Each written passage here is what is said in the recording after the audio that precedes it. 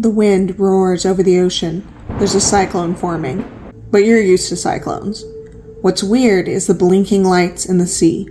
Then you see it. The sea serpent surfaces for a moment before disappearing beneath the roiling waves. It leaves a glowing trail across the water. You estimate the creature to be about the length of a sperm whale. It resurfaces a couple more times, enabling you to see its hard-plated body, shrimp-like tail, and glowing mouth. It's like seeing an ancient sea monster come to life.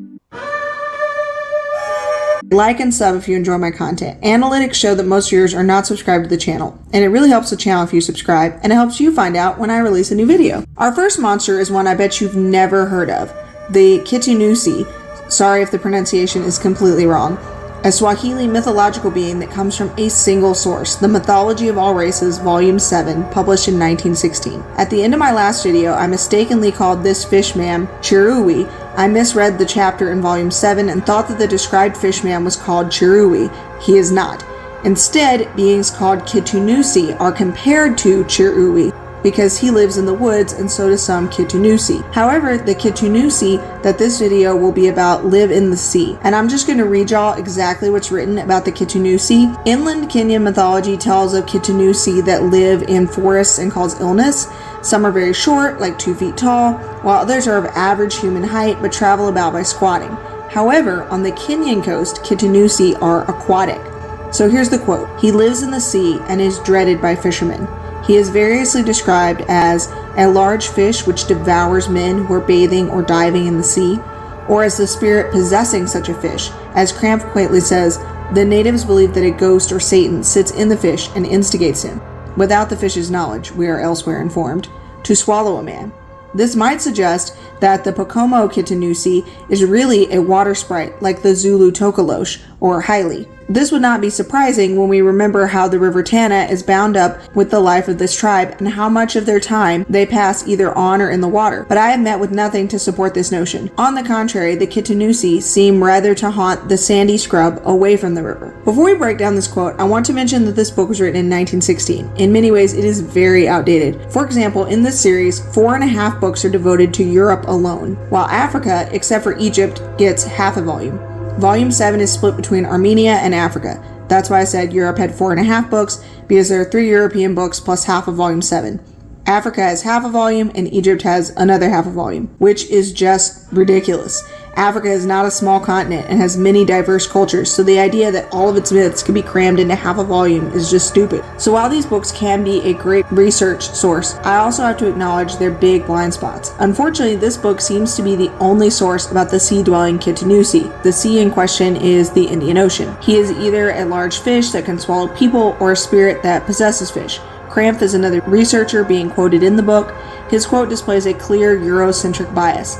Obviously, the Swahili people did not say Satan possessed fish, but I think we can take this to mean that a malevolent evil spirit, maybe even a god of evil, possesses fish. The authors go on to speculate that the Kitunusi, who live in the Pokomo forest in the Kenyan interior, are actually water sprites or water beings as well. They compare them to Tokolosh/Haile. We will come back to this theory later on in the video. But enough about that. Let's dig into this quote about the Kitunusi. The authors even try to connect Kitunusi to the Tana River, the longest river in Kenya that flows into the Indian Ocean. However, they acknowledge that the Kitunusi lived near the sandy scrub away from the river. So we have a lot of conflicting information. Giant people swallowing fish, evil spirit that possesses fish, or small land-dwelling bipeds. So what are they really? Could it be all of the above? There's a couple of ways we could look at this. First, there are separate phenomena that are all being put under the same term. A giant fish that swallows fishermen could be a known sea creature or a sea creature as yet unknown to science. There are multiple shark species native to Kenya's waters, and while they can't swallow a person whole, they could kill a person, and perhaps these attacks could be mythologized into a giant man-swallowing fish. Whales are another option. Whale sharks are massive and also live in these waters.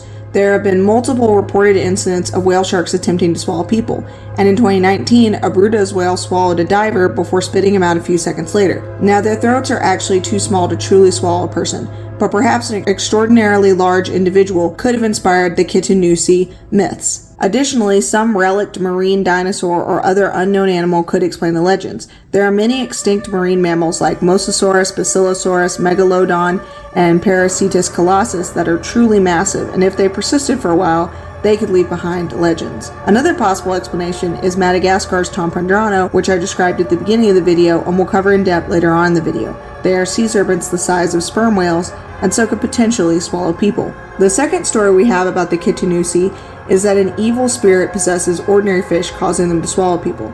This can be explained with the same theories I discussed previously. Perhaps when the world's biggest whale swallowed some guys, people explain this unusual animal behavior by saying that an evil spirit caused the animal to do this.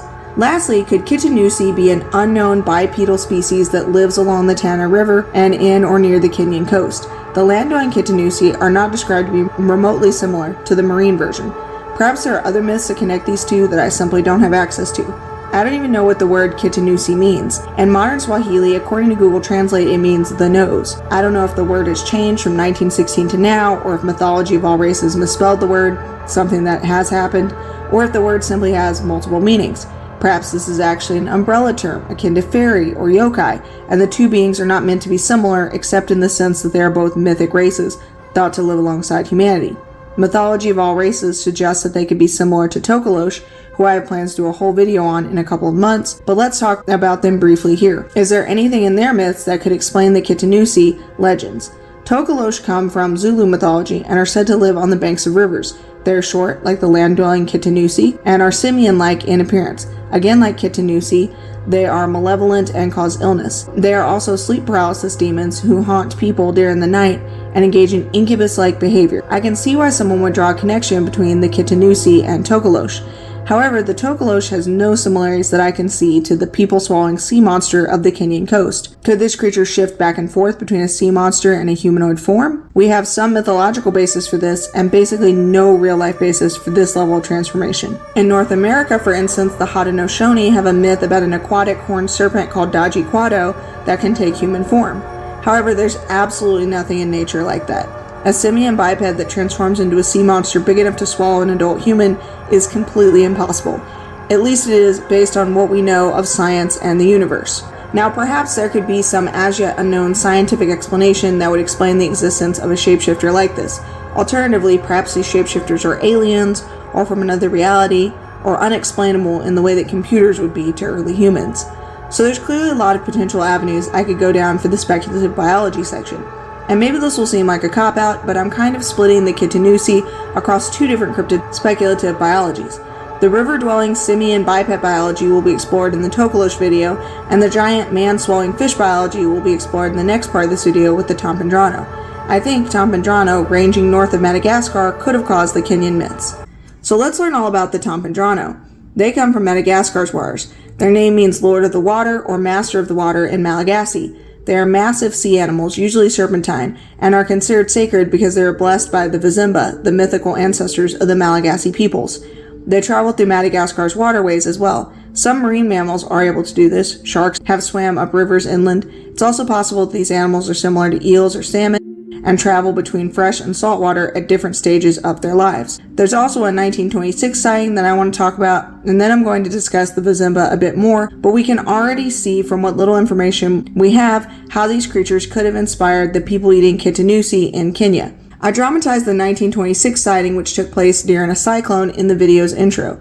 Essentially, a man only identified as G. Petite in my source saw a 65 to 82 foot serpent with a hard-plated body, shrimp-like tail, and glowing mouth on the bottom of its body, requiring it to turn upside down in order to attack targets on the surface. It had a retractable, fleshy hood that protected its eyes, and was either legless or had whale-like fins. It emitted light and left a glowing trail on the water's surface during the storm. G. Petite seemed to have seen the creature more than once, as the description of it hunting seems to have taken place at a different time than the cyclone sighting. Allegedly, axes and silver rings were suspended at the bows of boats to ward the Tompondrano off.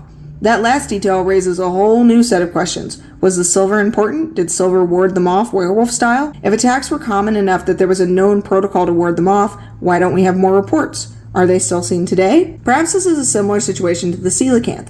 Time for a little history lesson. Coelacanths were believed by the Western scientific establishment to be extinct, but to the people of South and East Africa, the fish was well known and commonly caught, but it wasn't until 1938 that the species was quote-unquote discovered. These fish are known as living fossils, and they've just been chilling in the Indian Ocean this whole time. This is the exact same part of the world as Tompondrano. I actually didn't know that when I decided to include them in this video. I knew that the coelacanth story is a great example of an animal that indigenous people knew about being rediscovered by Western science, but it turns out they live in the exact same waters as Tompondrano. In fact, the second coelacanth was discovered off the Comoro Islands in 1952. The Comoro Islands are in the Mozambique Channel, directly in between Madagascar and mainland Africa. I should also mention that coelacanths are not small. They grow to be approximately 6 feet long. They are extremely unusual animals with very unique physiology. And they're real, so who knows what else is out there. I'm particularly intrigued by this feature of the coelacanth, an intracranial joint, a hinge that allows it to open its mouth extra wide, a feature not seen in any other living vertebrate. This calls to mind the Kitunusi. Coelacanths also have armor-like scales and lobed fins that call to mind Petit's description of Tompondrano. Perhaps Tompondrano is a relative of the coelacanth. But before I get into the Tompondrano speculative biology, I want to circle back around the mysterious Vizimba. They're commonly understood as mythologized ancestors of the Malagasy, but it's unclear if they were just ancient humans or something else. They lived in Madagascar's highlands, and some have characterized them as subhuman. They've even been linked to the Kalanoro, who I did a whole short on. These mysterious crypto-hominids have supernatural powers like telepathy. The Vizimba's influence lingered through Madagascar's history, similar to the fairies of Europe, whose power and influence weakened as Christianity and modernity grew in power and influence. The line between the Vizimba and Tompondrano gets blurry, and in one article I read states the Vizimba held innate religious power over the land. The similarly named Tompontani, the masters of the land, transitioned from mythic beings, possibly being Vizimba themselves, to real Malagasy leaders. This would suggest that Tompondrano could have more humanoid characteristics than previously thought, and brings me back around to the idea of the Kitunusi transforming from a sea monster to a biped. Perhaps, and this is just me speculating here, this creature might even be a mer-being with a humanoid upper body and a sea serpent lower body. During my research, I also found out about the Malagasy mermaid, Zazavavindrano. Now, I don't speak Malagasy at all, but this word has the same drano on the end as Tompondrano, so I can only assume that it translates to something like water girl. The word functions in modern day as the Malagasy word for mermaid, but this isn't just a word so that they can refer to mermaids generally. Madagascar has a mermaid legend, and it's linked, of course, to the Vizimba. This story might be the missing link between the land-dwelling bipeds and the ocean-dwelling serpents. So let's get into it. In the ancient past, the time of the Vizimba, there lived the Zazavavindranos. They were beautiful and wild and lived in underwater caves. One day, a young man named Adrian Bodeloup saw a beautiful young woman sitting on a rock in the middle of a river. She was stunningly beautiful, and her hair was so long it flowed into the water. So Adrian Bodeloup called out to her, or even serenaded her, depending on the version of the story, but the woman always dove into the river and vanished. Finally, Adrian Bodeloup swam into the river and grabbed the woman's long hair so she couldn't vanish. She told him that he was hurting her and to let her go, but he insisted that he didn't want her to leave and that he wanted to know who she was because he had fallen in love with her. She told him that her name was Ranu, and she was the daughter of Adrian Sira, the Lord of Salt. Ranu revealed that she had fallen in love with him too, and her visits to the surface were a test to see if Adrian Bodeloup was devoted to her. She agreed to marry him on one condition: he could never say the word salt. He agreed, they married, and had many children, and were happy for a long time. But one day, Adrian Bodeloup asked Ranu to tie up a calf so that it couldn't nurse, so that when he returned in the evening he could milk the cow and they would have milk. Ranu got distracted and didn't tie up the calf. When Adrian Bodeloup returned in the evening, he was angry, and he told her that she was not fit to live on land and that she would always be a daughter of salt. Immediately she ran back to the river. Adrian Bodeloup chased after her, but she vanished into a river cave, never to be seen again. She still loved her children though, and it appeared to them and Adrian Bodeloup in a dream where she told them that her cave was sacred, and visiting the cave became a sort of pilgrimage site, as going to the cave was said to help or heal the pilgrim. The story is so strikingly similar to other fairy wife stories. I don't know if that's the result of European influence or not, but I can say that stories like this are told all over the world. They always follow the same pattern: a mysterious nature woman, a man who falls in love or in lust with her. He entraps her in some way, often by stealing something from her, like a silky sealskin, a marrow cap, or bird garments. In this instance, he only grabs her hair. After this, the magic transformation garment is hidden away, or some strange agreement is made, like no bathing, or in this case, not saying the word salt. The fairy woman always manages to escape though, either through finding her magic garment again, or because her husband could not keep his word. In most stories, he breaks his word either by accident or out of curiosity. In Adrian Bodeloup's case though, his callous words betray a secret resentment of his wife's non-human nature. Based on what he says, it seems like he looks down on her for not being human.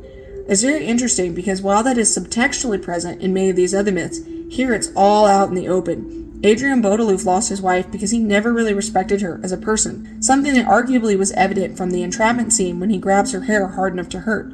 Lastly, in all of these stories, half-human hybrid children are born, and they often have special healing gifts. In this case, it's Ranu's cave that has the healing power. The cave connection I find especially cool because it's my personal theory that networks of underwater caves help to conceal the existence of merfolk from the scientific establishment. But what about the Zazavavindranos are similar to Tompondrano? Well, they both live in Madagascar's waters and are connected to the Vizimba.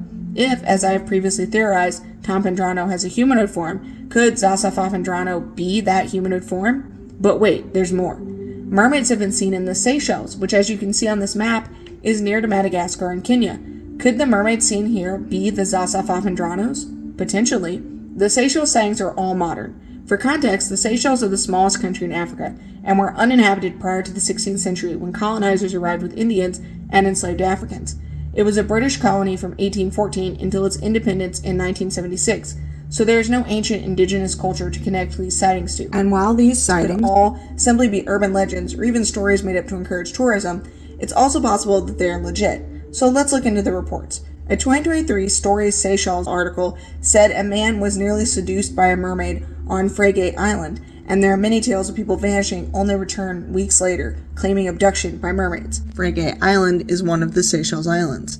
This article and another from Aqua Expeditions put forth the theory that people are actually seeing dugongs that they mistake for mermaids. I think we all know how I feel about that theory, but I felt I should mention that dugongs are native to the Seychelles. The Aqua Expeditions article also states that the Seychelles mermaids are half woman and half fish, a pattern seen worldwide, but relevant for us is a pattern seen in Africa. For the sake of thoroughness, I should also mention that in 2021, a man came on the Joe Rogan Experience and claimed to have seen a mermaid in the Seychelles.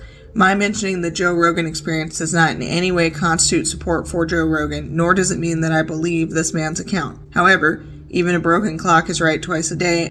So with all that out of the way, let's talk about what was actually said about this merman. He's described as 10 to 12 feet long, the back of him was a fish, his face was humanoid, and his eyes were very big.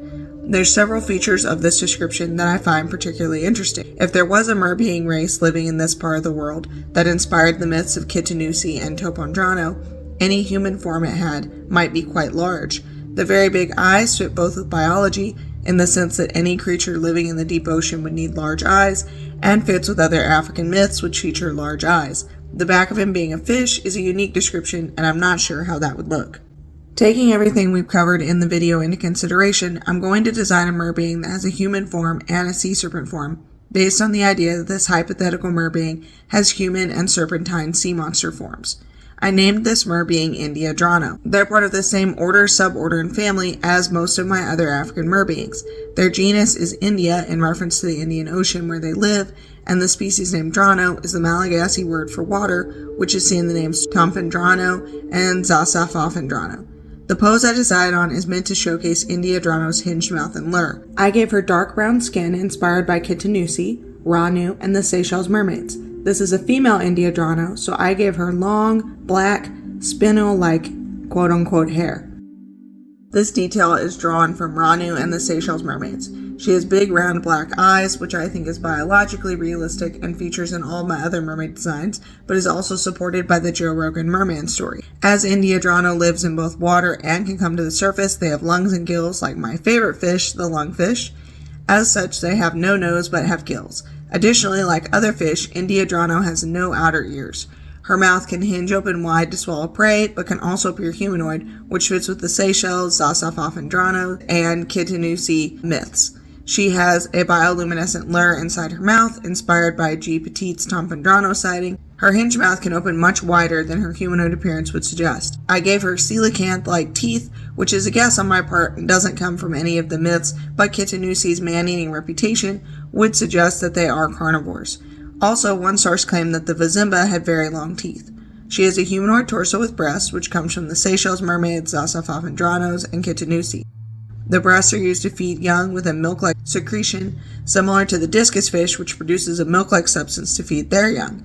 I decided to give her coelacanth-inspired arms. The Tompondrano was said to have fins. It is also possible that Indiadrano can take a more humanoid form with arms. I will discuss this possibility later on in the video. Her tail is scaled and ends in a shrimp-like fan. This comes mostly from the Tompondrano, but also from the Seychelles Mermaid sightings and potentially Zazavavindranos as well. It is ambiguous if they were conceived of as having fishtails. Lastly, I gave her tail bioluminescent decorations. This comes from the claim that Tompondrano left luminous trails in the water. That same sighting mentions strange, fleshy eyelids, which I have opted to leave out. There are no known fish with fleshy eyelids. Let me know in the comments if you think I should have worked the eyelids into my design. Based on the lore, we know Indiadrano potentially take fully humanoid and fully serpentine forms, possibly as part of their life cycle. Speaking of which, let's get into the life cycle now. Indiadrano lives in the Indian Ocean around the Seychelles and Madagascar, as well as the East African coast. They can swim into rivers such as the Tana River in Kenya.